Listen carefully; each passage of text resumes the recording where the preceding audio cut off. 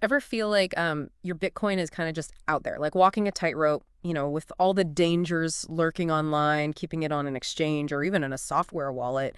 It can be a little unnerving. It's like what you really need is your own digital Fort Knox. That's where hardware wallets come in, right? Exactly. It's that extra level of security. Like instead of hiding your money, you're safeguarding the keys to the kingdom.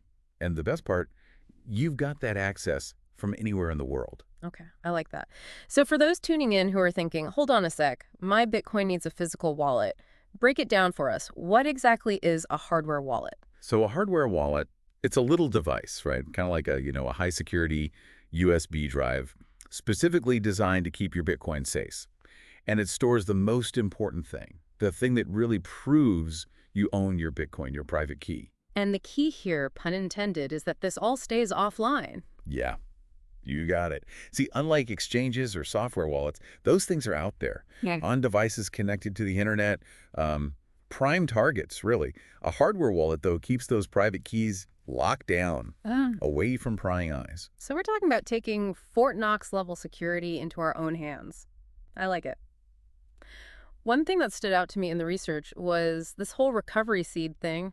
It sounds almost mythical, like some digital safety net. It kind of is. Picture a magical word list, usually about 12 or 24 words. And this list, it holds the power to bring your Bitcoin back from the dead. I mean, if disaster strikes, you lose your hardware wallet in a boating accident, your apartment burns down, you're still good. Okay, now that's the kind of peace of mind I'm talking about. But how does it work? I mean, we're talking about accessing something as complex as Bitcoin here. It all comes down to cryptography, but the short version is this. Your private key, that secret code, is actually derived from this massive, impossible-to-remember random number. The recovery seed is just a human-readable version of that number. Hold on, so I'm not writing down a string of like a billion digits. Nope. It's all based on a standard called BIP39. This ensures your 12 or 24 words can be converted back into that super long number that represents your private key. And the best part, it's a universal standard, so you're not stuck using a specific hardware wallet brand because of it. Oh, okay, that's good to know. So as long as I have this magical word list stashed away offline, engraved in stone, buried in the desert, something like that, right? Yeah. My Bitcoin is untouchable. Pretty much. This seed is like the master key, so yeah, it's absolutely essential to store it securely. We're talking multiple offline backups, a fireproof safe, maybe even both. Treat it like gold, but don't store it with your gold. Now, on top of this already super secure seed, there's another layer, passphrases. This is where things get really interesting. Think of it like this. It's a hidden vault within a vault. A passphrase adds an extra layer of security on top of your recovery seed, so you could even have multiple hidden wallets, so to speak, on that same device. Okay, so walk me through this. Let's say someone gets a hold of my hardware wallet and my recovery seed. We're talking of winning the lottery and getting struck by lightning on the same day odds here, but But for argument's sake, let's say they do, by some crazy cosmic fluke. So does the passphrase save the day? 100%. Without that passphrase, they're stuck. It's like knowing where the buried treasure is, but not having the combination to open the chest. Okay, this is getting better and better, but with great power comes great responsibility, right? Yeah. What if I lose that passphrase? Gone. Just like that. Those specific wallets, poof, vanished into thin air. And any Bitcoin they held, gone too. No recovery seed can bring that back. It's really, really important to have a good memory or some super secure and offline way to keep track of it. No cocktail napkins for this one. Granite sounds about right.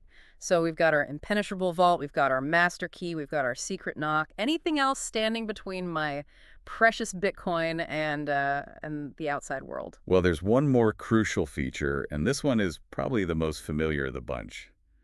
The good old PIN code. Right, right. Like what we use to unlock our phones, but with, I imagine, slightly higher stakes if we mess this one up. Exactly. Think of it as the first line of defense if someone actually gets their hands on your physical hardware wallet. Most of these devices, they have built-in protection against those brute force attacks. So after a few wrong guesses, It self-destructs, like something out of Mission Impossible. kinda, it'll wipe itself clean, taking that PIN code along with it. Boom, your Bitcoin is gone. But at least it's out of reach, right? And then you got some really cool stuff out there like Cold Card. They have this trick pin feature. Okay, I'm intrigued. How's that work? So you can set it up that if you put in a specific incorrect PIN, it doesn't wipe the device. Instead, it redirects you to a decoy wallet. Pretty sneaky, huh? Talk about a secret escape route. I wouldn't even trust myself to remember all that. But speaking of security, what about hacking? Can these hardware wallets be hacked? It seems like in this day and age, nothing is truly unhackable. It's a fair question. I mean, that's something we see a lot in the research too. But here's the deal. These devices, they're purpose-built with security in mind. They use special chips designed to resist tampering, and they go through some serious testing by security experts. We're not talking about your average, everyday USB drive here. So this is not a situation where I'm just going to plug it into a public library computer and hope for the best. Definitely not. That firmware is locked down. Even if someone gets their hands on your device, good luck to them trying to extract anything useful from it. It's like having a digital guard dog protecting your Bitcoin. That's reassuring. But as with any fortress, sometimes the weakest link isn't the walls, it's the people inside, right? You could have all the security features in the world, but if you're storing your recovery seed, I don't know, on a sticky note on your computer monitor. Yeah, you're right. You just defeated the entire purpose. It's often user error that's the biggest risk, not the hardware itself being compromised. It's that old saying, right? A chain is only as strong as its weakest link. Very true. It all comes back to personal responsibility. I'm sure some folks listening are thinking, this is way too complicated. I'll stick to what I know, cash under the mattress, bury some gold in the backyard, the old school methods. Ah, yes. Tangible assets, it's definitely a common theme we see.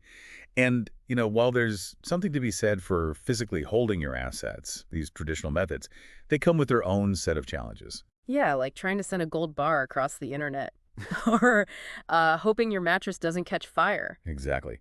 Cash loses value over time with inflation, and gold, well, it's heavy and it's hard to move around. Bitcoin, especially when it's secured in a hardware wallet, it gives you this unique combination of portability, scarcity, and it operates outside the traditional financial systems, which can be a good or bad thing depending on your view. But And of course, you can't really beat the accessibility of Bitcoin. It's got that potential to bank the unbanked, to empower individuals, give them control over their financial lives no matter where they are. But that only works if they're holding their Bitcoin securely, right? On their own terms. 100%, it's all about taking back that control. Yeah. Becoming your own bank, stepping into this future where your financial sovereignty is, well, it's non-negotiable. This has been really eye-opening. We've covered so much about what hardware wallets are, why they're becoming so popular, and how they really do give individuals a level of control that, frankly, didn't even exist before. But I'm sure our listeners are probably thinking, okay, so which hardware wallet do I choose? Well, that's where the fun begins. So there's no, one-size-fits-all. Not really. You see, there are so many different hardware wallets out there, and they all have their own quirks, strengths, features, security protocols, all that. Some are super minimal. Others have these really advanced features like multi-signature support. Multi-signature support, what's that? So imagine needing multiple people to authorize a transaction, like a digital safety deposit box. Super secure, really great for businesses or anyone who really wants that extra layer of security. But yeah, choosing the right wallet, it really boils down to individual needs. What are you comfortable with? It's like finding that balance. Security, convenience, and let's face it, a little bit of what you personally vibe with, right? Exactly. And never underestimate the importance of a good user experience. How intuitive is the interface? What's the company's track record like for security, for customer support? All these little things can make a big difference when you're taking control of your financial future. It's almost like choosing a bank, except you're the one holding all the keys, literally. Well, So as we wrap up our deep dive into the world of hardware wallets, any final words of wisdom for our listeners? just this. Don't wait to secure your Bitcoin. This technology is here, it's evolving every day, and it's giving you the power to shape your own financial destiny. So, do your research, find a hardware wallet you trust, and take that step toward self-custody. Because ultimately, this isn't just about protecting your assets. It's about owning your financial future.